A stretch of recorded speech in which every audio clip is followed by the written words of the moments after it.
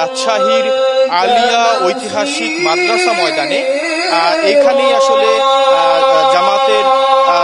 জামাত সহ যে 11 দলীয় ঐক্য রয়েছে তারা বিভাগীয় সমাবেশের আয়োজন করেছেন। তারা মূলত 3টি দাবির নিয়েই আসলে এই সমাবেশের আয়োজন করেছেন। গণভোটের গণরায়কে বাস্তবায়ন এবং জুলাই সনদকে বাস্তবায়নের দাবিতেই কিন্তু তারা এই সমাবেশের আয়োজন করেছে। সমাবেশটি আসলে 12টার পর থেকেই শুরু হয়েছে। এই বিভাগটির যে 4টি জেলা রয়েছে সেই জেলার হাজারো কর্মী সমর্থকরা কিন্তু সমাবেশে অংশ নেওয়ার জন্য দলে দলে স্লোগান দিয়ে কিন্তু সমাবেশে অংশ নিচ্ছেন।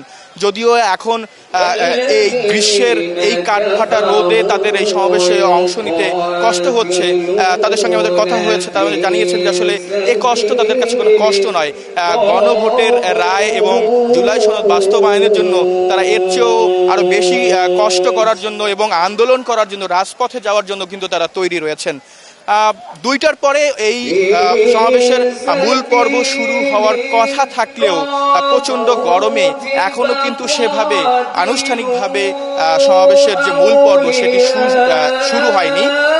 জামাতের ইসলামের আমির তিনি কিন্তু সকালেই এই রাজশাহীতে এসে পৌঁছেছেন, তবে এখন পর্যন্ত তিনি স্থলে এসে বা মঞ্চে এসে পৌঁছায়নি। তবে 11 দলের যে শীর্ষ নেতারা রয়েছেন তাদের অনেকেই এখানে উপস্থিত হয়েছেন। এখানে এনসিবির যে আহ্বায়ক বিরোধী দলীয় চিফ হুইপ নাহিদ ইসলাম তিনিও কিন্তু এই সমাবেশে অংশ নেবেন এবং এখানকার যে সকল 11 দলীয় নেতারা রয়েছেন তারা কিন্তু বারবার অভিযোগ করছেন যে আসলে সরকার গণভোটের রায়কে নিয়ে তামাশা করছেন কিংবা তারা জুলাইয়ের সঙ্গে বিশ্বাসঘাতকতা করছেন বলেও কিন্তু তারা অভিযোগ করছেন। তারা কিন্তু বারবার বলছেন যে আসলে নিত্য প্রয়োজনীয় পণ্যের দাম যেভাবে বাড়ছে সেটি নাগাল টেনে ধরতে কিন্তু সরকার ব্যর্থ হচ্ছেন। তাই অনতিবিলম্বে সকল সমস্যার সমাধানে কিন্তু সরকারের প্রতি তারা আহ্বান জানিয়েছিলেন। এই ছিল আমার কাছ থেকে রাজশাহী থেকে সর্বশেষ খবর।